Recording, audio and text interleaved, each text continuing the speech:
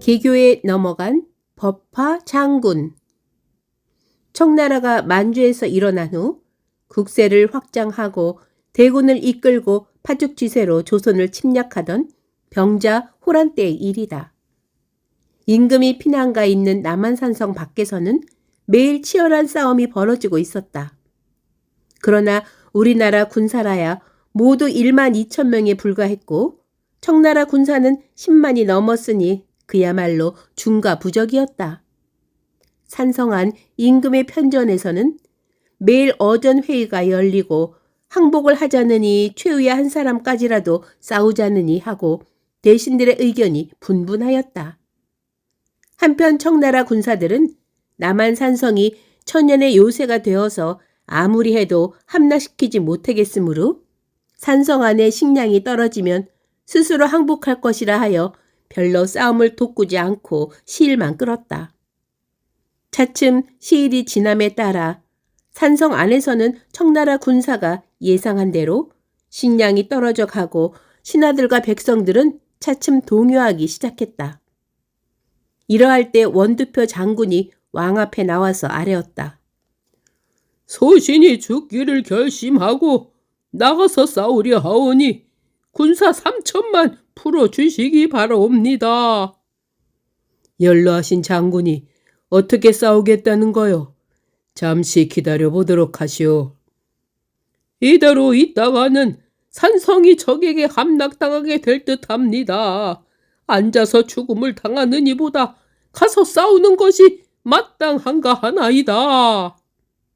이와 같은 원두표의 말을 듣고서 왕이 마음을 결정치 못하고 묵묵히 있을 때 화친파의 우두머리인 최명길이 입을 열었다. 소신하려옵니다. 청나라 군사를 물리친다는 것은 도저히 불가능한 일이온데 이제 군사를 내어 싸움을 돋군다는 것은 불가능하옵니다. 오히려 청나라 군사의 노여움만 일으키게 되오니 깊이 통촉하옵소서. 대감은 잠자코 계시오. 어찌 싸우지도 않고 항복을 한단 말이오.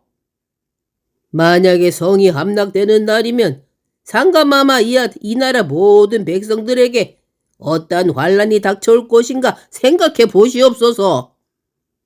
그러자 원두표가 무서운 얼굴로 최명길을 노려보며 말했다. 항복을 하려거든 대감이나 혼자 나가서 해보시구려. 에이 비겁한 늙은이. 경들은 싸움을 마시오. 짐이 원장군에게 군사를 내줄 것이니 신명을 바쳐 나라를 구해보도록 하시오. 이리해서 원두표는 군사를 이끌고 성을 나갔다. 청나라 군사들의 눈을 피해 북문 밖에 있는 높은 언덕으로 올라가서 진을 치고 아래를 내려다보니 청나라 군사들은 여기저기 흩어져서 한편에서는 밥을 먹고 한편에서는 잠을 자고 있는 모습이 보였다. 원두표는 기회는 이때다 하고 군사들을 이끌고 적진 가까이 이르렀다. 원두표가 칼을 번쩍 들어 신호를 하자 와 하는 함성을 지르며 군사들은 일제히 적진을 향하여 쳐들어갔다. 그러자 청나라 군의 진지에선 큰 혼란이 일어났다. 청나라 군사들은 비명을 지르며 우왕좌왕 도망을 하기에 바빴다. 산과 들은 아비규환이었고 피로 붉게 물들어졌다. 이렇게 한참 청나라 군사를 치고 있을 때 적진 후방에서 일지 군마가 달려 나오며 300근쯤 되는 철퇴를 휘두르는데 원두표의 군사들은 그 철퇴에 맞아 수없이 쓰러지는 것이었다. 이렇게 종횡무진하게 날뛰는 적장의 기세에 눌려 전세는 바꿔지고 말았다. 원두표는 할 수 없이 군사들에게 퇴각을 명했다. 크게 낙담을 한 원두표는 남은 군사들을 모아 다시 진을 쳤다. 철퇴를 쓰면서 날뛰는 적장의 이름이 무엇이냐? 양골이라고 하는 자인데 아무도 그를 당해낼 자가 없습니다. 양골이라. 비장 서기남의 말을 듣고 원두표는 깊은 시름에 잠겼다. 다음 날 해가 높이 떠오르자 전날의 패전을 서력하려는 듯 검은 말에 올라탄 적장 양고리가 많은 군사들을 이끌고 와서 싸움을 돋구었다. 둥둥둥 북소리를 울리면서 싸움을 재촉하던 적군들은 천지를 진동시키는 함성을 지르면서 일제히 쳐들어오기 시작했다. 또다시 처참한 싸움이 벌어졌다. 천추에 싣지 못할 원한을 품고 아군은 달려드는 적의 말발굽에 무참히 죽었다. 그러나 원두표는 마지막 힘을 다해 죽기를 한사코 싸웠다. 이렇게 한참을 싸우는데 비장인 서기남이 원두표에게 소리를 쳤다. 장군님, 어서 군사들을 뒤로 몰리도록 하십시오. 이대로 가다가는 전멸할 것입니다. 알았다. 뒷산으로 군사들을 몰리도록 하라. 하고 명을 내리고 원두표 이하 전 장졸들이 재빨리 몸을 빼어 뒷산으로 올라갔다. 청나라 군사들도 어지간히 지쳤고 또 많은 사상자가 생겼는지라 추격을 하지 못했다. 뒤로 물러선 우리 편 군사들은 대오를 정비해 보니 남은 군사가 불과 1600명 뿐이었다. 절반 가까이 전사를 한 것이다. 원통하구나. 오늘 밤에 모두가 죽을 각오를 하고 적진을 기습해야겠다. 장군님, 한 가지 좋은 계교가 있습니다. 서기남의 말이었다. 좋은 개교라니. 적들은 내일 아침이면 또다시 쳐들어올 것입니다. 이대로 적을 맞아 싸우게 되면 또 한 번 패할 우려가 있사오니 밤을 새워서 산 아래에 함정을 파도록 하십시오.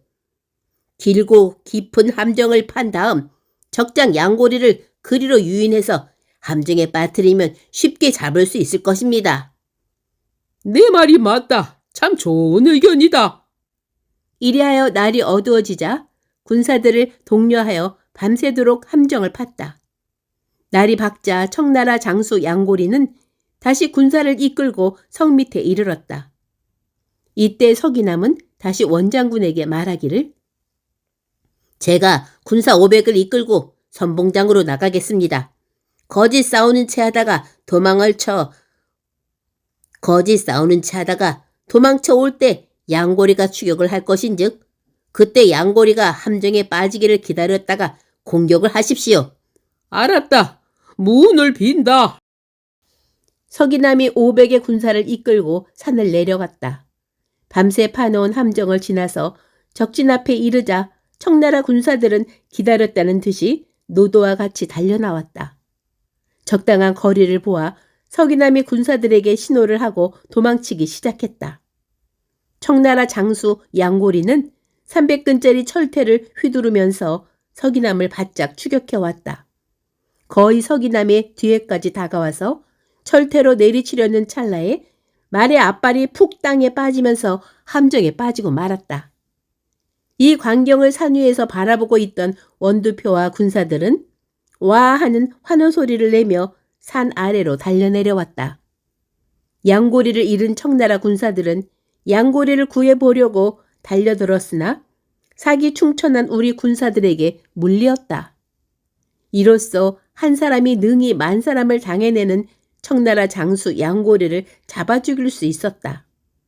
원래 양고리는 청나라 황제의 매부로서 단신으로 몽고의 8왕자를 사로잡은 천하 명장이었다. 그는 법화둔이라는 곳에서 출생한 고로 자칭 법화장군이라 하였다. 그 후 청나라 황제는 양고리를 추모하여 남한산성 북문방 이 싸움터에 법화암이라는 절을 지어 공양하게 하였다. 그로부터 그곳 고을의 이름을 법화동이라 부르게 되었다는 것이다.